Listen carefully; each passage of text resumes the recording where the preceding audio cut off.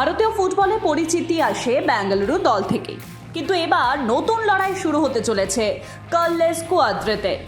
এবার ইস্ট বেঙ্গলের হয়ে খেলবেন তিনি। ইস্ট বেঙ্গলের হয়ে শনিবার আইএসএল এ নিজের প্রথম ম্যাচে মুখোমুখি হবে বেঙ্গালুরু এফসির বিরুদ্ধে।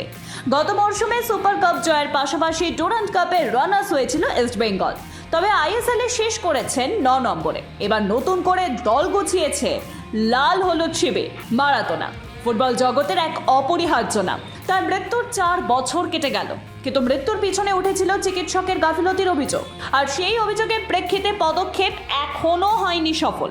এই নিয়ে রুজু হয়েছিল মামলাও, যার শুনানি শুরু হবার কথা ছিল অক্টোবর থেকে, কিন্তু আর্জেন্টিনার আদালতে তার সামনের বছর পিছিয়ে গেল।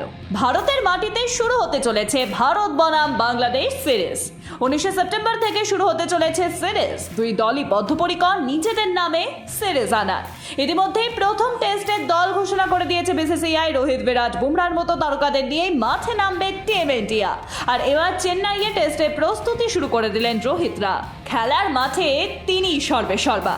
ফুটবলের মাঠে রেকর্ড করার পর এবার সোশ্যাল মিডিয়াতেও করলেন রেকর্ড। দিন কয়েক আগে একমাত্র ফুটবলার হিসেবে 900টি গোল করেছেন রোনাল্ডো।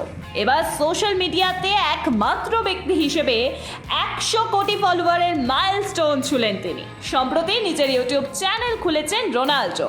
বৃহস্পতিবার নিজের এক্স হ্যান্ডেলে রোনাল্ডো জানান, ইতিহাস করেছি আমরা, 1 বিলিয়ন ফলোয়ার হয়েছে আমাদের।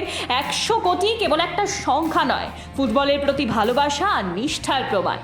মাদেইরার রাস্তা থেকে শুরু করে বিশ্বের সর্বোচ্চ মঞ্চে ফুটবল খেলেছি। সব সময় আমার পাশে থেকেছেন ভক্তরা। আমার উপর বিশ্বাস রাখার জন্য, পাশে থাকার জন্য সকলকে অনেক ধন্যবাদ।